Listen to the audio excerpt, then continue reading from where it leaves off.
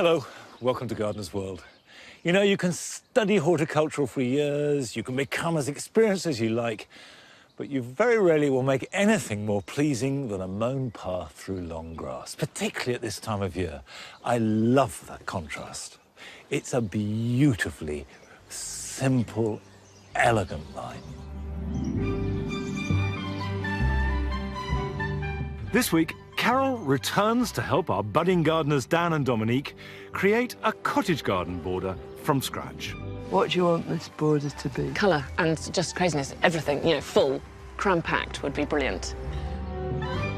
Sophie Rayworth will be at Chelsea Flower Show with me for the first time this year, and she takes us around the garden that she grew up in. This is what I love, and it makes me feel very at home. So the alliums, I've got hydrangea annabelles, I've got climbing roses, euphorbia. Oh, well, you're coming on. Oh, coming on, you know. You've got it all. I'm trying to keep up with you, Mum. And I shall be planting up my sweet peas, and talking of sweet, I'll also be sowing sweet corn for a harvest later on in summer. Ciao, Nige.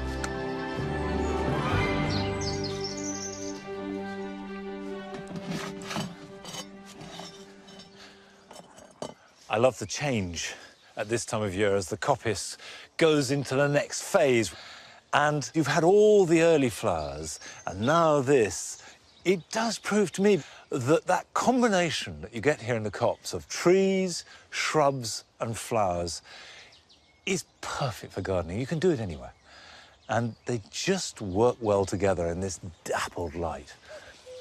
As you move further into the copse, the planting changes. It's a bit more shady and actually a little damper too. So primroses, violets, the wood anemones and bluebells make this intense tapestry of a border. And most of it has finished now. And as the leaves get thicker, they'll go dormant. And this is the perfect moment to divide primroses. After they finish flowering, primroses develop this really vibrant foliage, which obviously feeds back into the roots. So if you dig it up now and replant it, you'll capture all that growth. Right, so we just dig around with a trowel, taking out this clump. I don't mind that. Now, here we are, that's perfect. You can see that we've got plenty of material to divide there and a good root system. I'm going to chop it initially in there like that. There we go.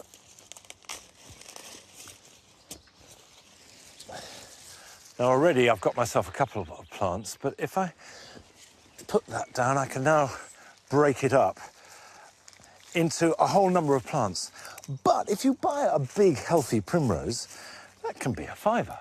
So what I suggest is if you go to a garden centre now, go to the reduced section, because they've finished flowering, buy the biggest plant you possibly can and divide it up. You can be quite tough about this.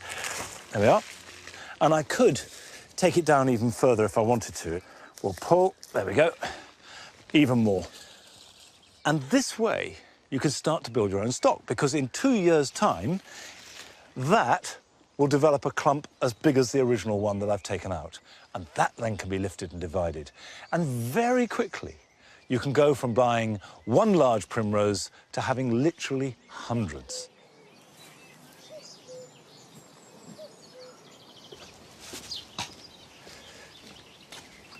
Down. I've got a good spot here. It's a bare patch where there was a pile of wood. And you can see it's at the base of a tree, but it's got some light coming in. And to establish a clump, to fill an area like this, you want to plant 4 or 5 separate plants about 6 inches to a foot apart, and they will fill in the gaps. Those leaves are a little bit wonky and bashed, so what I'll do is quite happily take these back, right back like that. That won't do it any harm at all, and we'll get new leaves growing from the base. So we'll plant this one in here, just like that.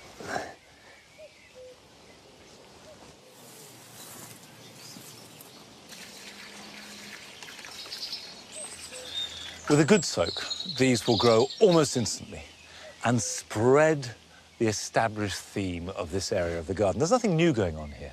I'm just tinkering with it to keep it alive and keep it moving. Now, this is very different to what Carol has been doing with our first-time gardeners, Dominique and Dan. She's been visiting them regularly throughout this year and will continue to do so right through the growing season as they start to create their garden. This week, she's helping them to plant up a cottage garden border. Spring has definitely sprung in Gloucestershire, and Dan and Dom have been making the most of it. At the beginning of the year, they created a plan of their dream family garden, and after loads of hard work, it's starting to take shape. The structural plants Dom and I planted at Easter are settling in well, and since then, they've been busy collecting perennial plants from neighbours and friends. They've laid some more lawn, and after much discussion, we've also come up with a low-cost but high-impact solution for the patch of earth we're yet to tackle, next to the lawn. It really is beginning to look like a garden, isn't it? Look at that blossom! That's marvellous. And I love this grass. I just think it's great how we have a continuous sweep coming around. It brings the two sides together, and then that gives us the opportunity to have a kind of a continuous border as well. What do you want this border to be? Colour and just craziness, everything, you know, full, cram-packed would be brilliant. So what you're after really is what I suppose people call a cottage garden. And one of the great things about cottage gardening is you grab stuff from everywhere, you beg, borrow and steal, and you've been doing just that, haven't you? We have, yeah. We've collected a few little bits. Yeah? Yeah. Shall we have a look? Yeah, down in the come see. nursery bed. Yeah.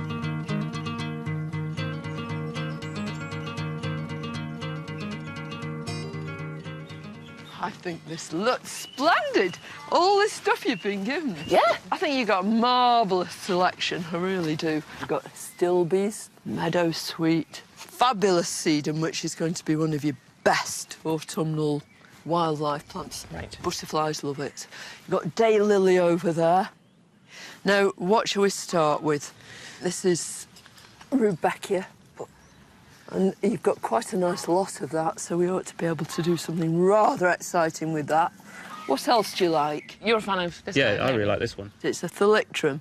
It's probably one called aquilegifolium. It will end up being really tall. Let's have that phlox, don't you think? Yeah. Because that's such a cottagey garden thing, isn't it? Phlox delivery, fantastic. Just the job. Should we have a little holding area down here? In the middle? Yeah. First things first, if we started with the rudbeckia, because it's such a stalwart, big daisies with a black centre.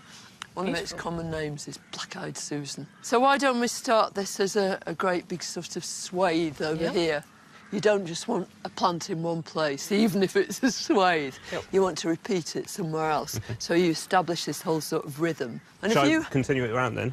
Yeah, I think so. Somewhere over there.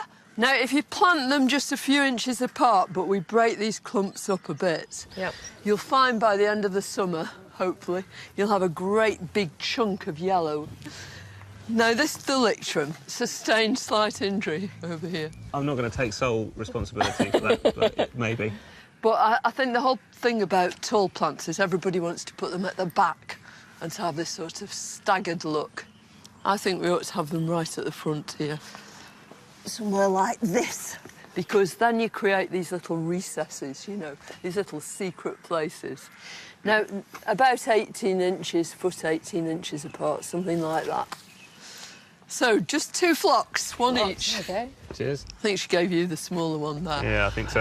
No fool. Maybe, if they come up here, you can have one either side. So you establish that sort of link between one side and the other. You can buy a few more from the garden centre, just so you establish this kind of rhythm. Come on, then. Get some more plants. Okay, Tools and plants, thank you very much. We're setting all the plants out on the soil to make sure the design will work before we start getting them planted. By autumn, these plants will have established themselves and be ripe for propagation, allowing Dan and Dom to fill up the rest of their borders. Give them a good old soaking in. Are you pleased? Looks amazing. Until then, we've come up with a beautiful, cost-effective solution to create big impact this summer. What about this area now? We've got these guys. The mini meadow. A mini meadow.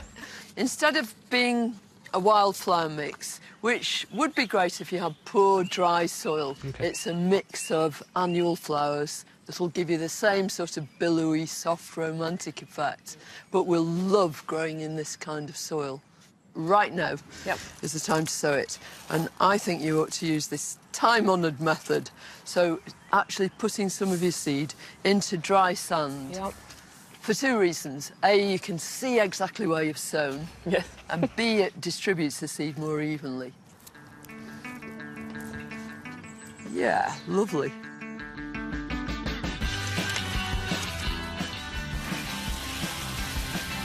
With this area now set up for summer, it's time to turn our attention to the veg plot.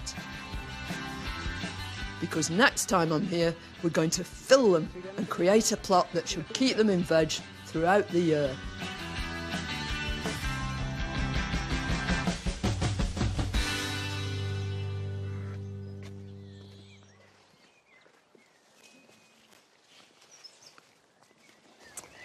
It's nice to see people catch the enthusiasm that gardening gives you, like getting the bug. Now, these are Streptocarpus that I bought at Malvern. Now, I've never grown these before, so I thought I'd give them a go. I've seen them growing in the wild, in the Drakensberg Mountains in South Africa. And I've seen them growing in rocky, wooded ravines with the mountain streams pouring down and the Streptocarpus growing on the banks. So they like shade, they like warmth, they like it moist but not wet. They can be quite tricky. And the one thing that absolutely is not right for them is to grow them in a hot, dry greenhouse. So if I grow them in here, I will put them underneath the staging. And when you water them, you don't want to water directly onto the leaves, but either just into the compost or underneath. And they want to be fairly pot-bound. If you put them into too big a pot, you'll just get masses of leaves and no flower. This is a variety called crystal ice, which flowers more than most varieties and will go on flowering. As long as you keep deadheading it, new flowers will be produced. Now, I want to make new plants because you can take cuttings from them quite easily. And you do it by taking leaf cuttings. And this plant here, the leaves are strong, standing well, and that's perfect cutting material.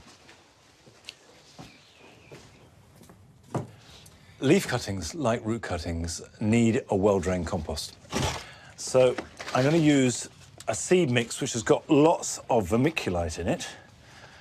And I'm going to do the cuttings in 3 different ways, as much as anything else, to compare how they get on. The easiest way to take a leaf cutting from these is simply to take a single leaf. That one will do. We'll cut that off at the base, like that, and just cut about 2/3 down with a sharp knife and stick it in compost and leave it like that. The second way to take cuttings from these is slightly more complex and slightly more risky. So we will take another cutting. Let's take this big one here, like that, and cut it into sections across the leaf. Now, it's important you remember which way up they are because they have to go into the compost, the right way up, so to speak. Put that in like that.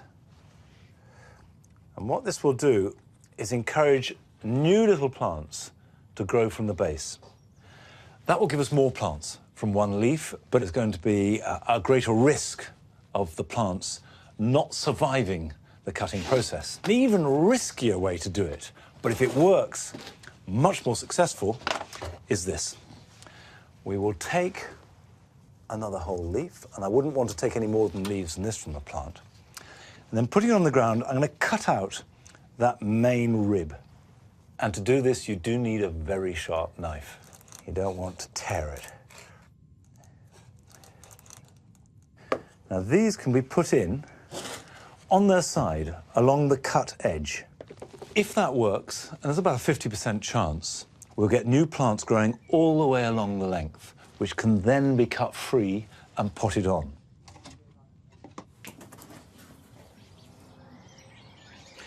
Whichever method you use, you do need to put it somewhere warm, but not exposed to too much sun, otherwise it will scorch.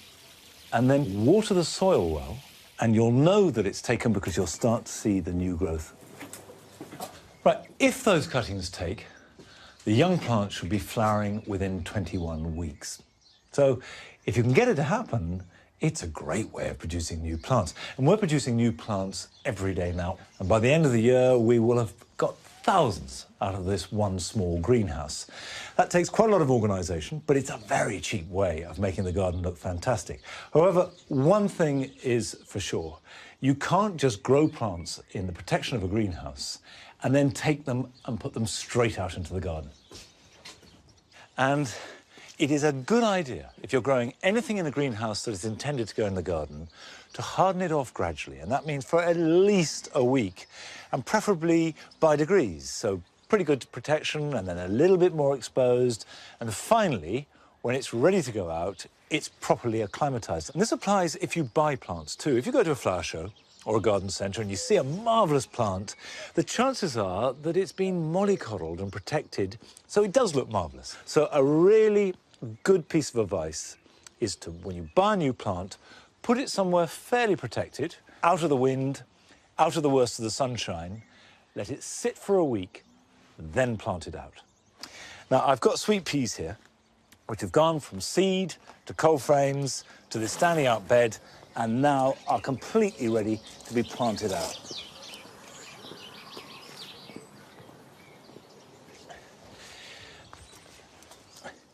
Sweet peas like rich soil, plenty of moisture, so before you plant, it's a good idea to put lots of compost or soil improver beneath the wigwam, if you're planting them on a wigwam, or on a line if you're planting them against a fence.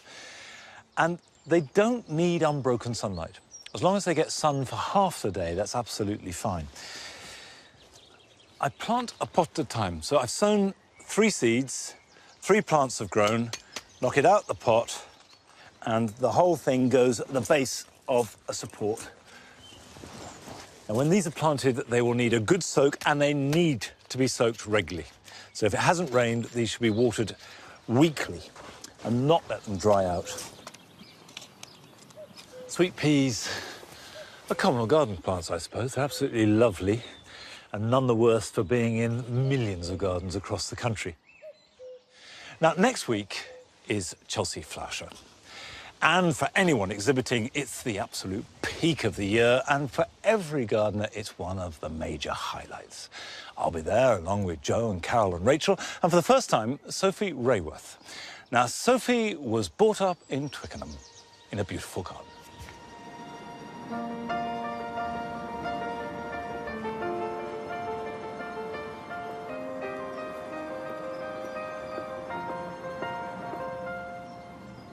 This is where I grew up. We came here when I was 6 years old, and my parents still live here, and I come here all the time.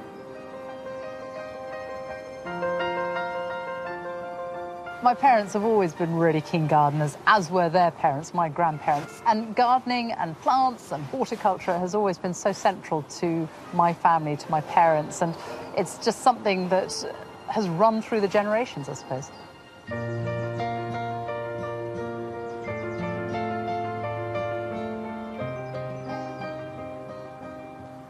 When my parents bought this house back in the 1970s, it needed a huge amount doing to it, and there was a beautiful space here, but very little in it, and they could see the possibilities that this garden held.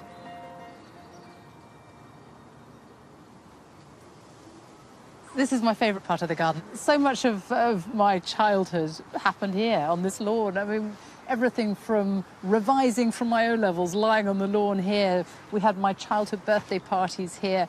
When we were kids, my sister and I used to have tea out here with my mum. It was a wonderful space that was created by my parents for our family. It's looking amazing, Mum. Just doing a bit of staking. People often say it's your mother's garden, but actually it's not at all. My dad is the absolutely backbone to it. He did the beautiful lawns and he planted all the hedges, and my mum is in charge of the plants and the flowers. Flowers at the moment I really love are that poppy, the medallion, is fantastic, and I think the plant has got at least 20 buds on it. And the tulips have been wonderful, spring green. Look at those camassias there, they're beautiful. And also there's the white hesperus. Now that is a lovely scented plant, and that's gorgeous. And the roses, of course, which are about to come out. Yes, this they garden, are. when the Yes. roses come out, Yes. is spectacular. My garden is, compared to this, miniature. But the flowers I have in my garden, I have to say I've slightly copied my parents. I mean, Well, you do. You go and see a garden and, you get ideas from other gardens. And also, That's the whole this is what I've grown up with, so this is what I love, and it makes me feel very at home. So the alliums, I've got hydrangea annabelles, I've got climbing roses, euphorbia. Oh, well, you're coming on. Oh, coming on, you know. You've got it all. I'm trying to keep up with you, Mum. It's beautiful.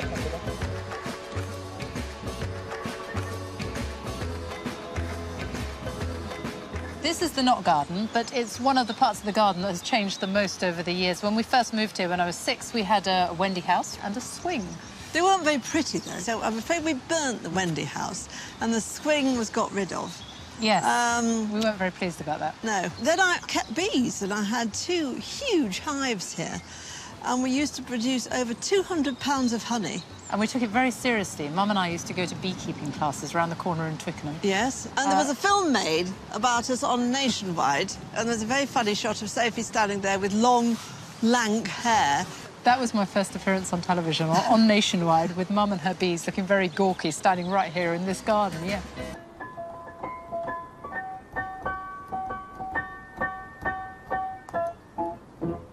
This wisteria is fantastic. It's the first thing you see when you walk into the gates here. And it was here when we first moved here in the 1970s. It's very much my dad's thing, though. And it's kind of grown up and it's come down again because Dad cuts it back. It used to reach the top of the house, didn't it? Well, wisteria grows like mad, and I have to prune it at least 3 times, sometimes 4 times a year, in order to keep it trim. And the last pruning, which is maybe in January, February, where you cut it back to 2 buds, and that's what makes it flower, and that's the most important thing. But the thing that my dad is most proud of is this, the Cotoneaster Queen of Carpets understep planting, which Dad reckons is probably the longest in the country. Is that right? I think it is right. It's 20 metres, 2 lots of 10 metres, and it is the most prostrate Cotoneaster that there is, I believe. It lies absolutely flat, and it's gone along the York stone gaps that we have here. That's your mission, isn't it, to cover the whole here, the My whole of the mission is sunken to garden? cover the whole The thing. added bonus is that it has a pretty white flood. And red berries in the autumn. It's got a hole here, Dad, though. I'm a bit worried about the hole. I've just seen that hole. Yeah. It's just something I have grown up with. I have a really strong affinity to, and it's a sort of family passion and something that Mum and Dad have very much passed on to me. I'm really excited to be part of the Chelsea team this year. I've been there many times in the past as a visitor, but I've never spent, a substantial amount of time there. And I'm really looking forward to talking to all the garden designers and the plant growers and taking away some tips and ideas from my own garden.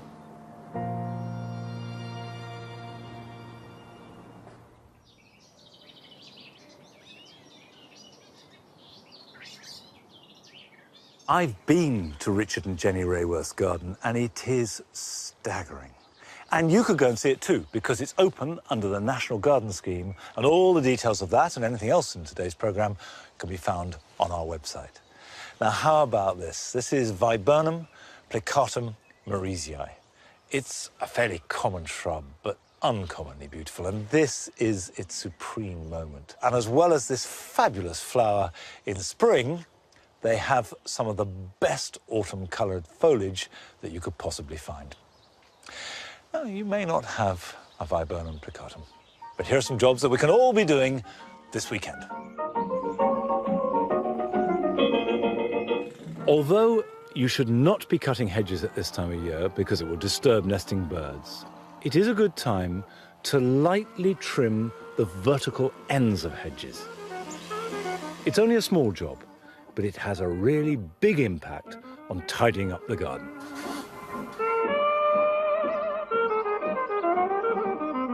Just as trimming the vertical ends of a hedge tidies things up, so does keeping the edges of grass neat. If there is already an established edge, then you can just trim it with edging shears, although they must be really sharp. If, however, you've got matted growth, use a board and cut into the growth to establish a neat line. And then in future, you can just trim it with the shears.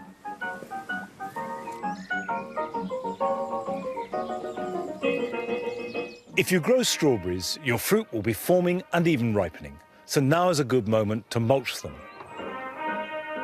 Straw is traditionally used, but anything that keeps the fruit clean and dry will do the job. And while you're about it, it's a good idea to cloche some of the plants. This will encourage them to ripen earlier and spread your harvest. But keep the ends of the cloches open to ensure good ventilation.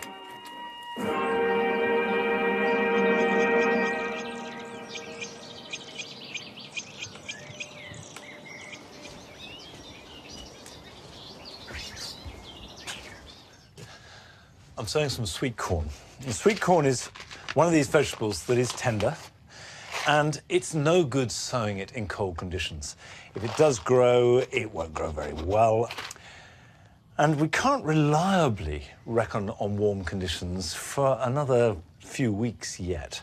So I'm going to raise it in the greenhouse.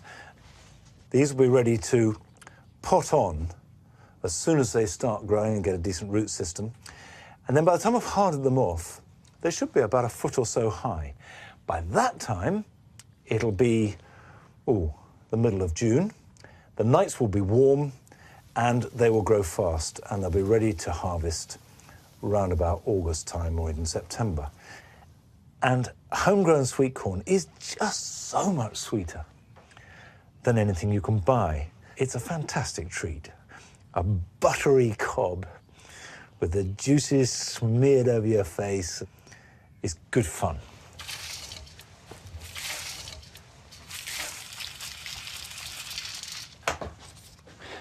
Now that can go into the greenhouse.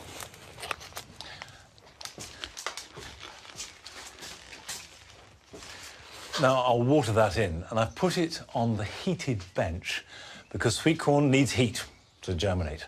And it's great to have that facility. And in fact, I've got a letter here from Sharon Camp asking me what warming bench I've got and how does it work. Well, I can tell you, Sharon, I bought that bench for about £700 16 years ago. And it's essentially just a deep tray filled with grit with cables, like an electric blanket, running through it. It's quite an investment, but it's about the best thing I've ever bought in this garden because it saved me tens of thousands of pounds, really.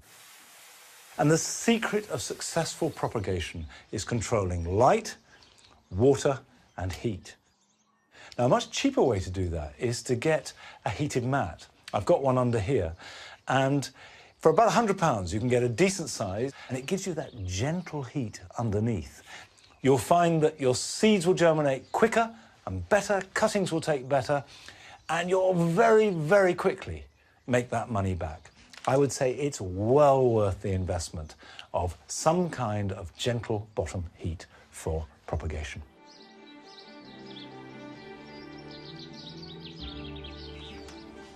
Well, that's it for today. I shan't be here next week because I'll be at Chelsea, and Chelsea programmes begin on Sunday night. But I'll be back in a fortnight's time, so I'll see you here at Longmeadow then. Bye-bye.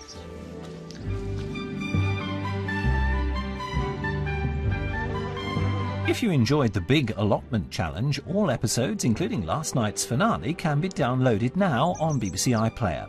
The talented female artists confined to the shadows are brought back into the limelight next on BBC Two in The Story of Women and Art.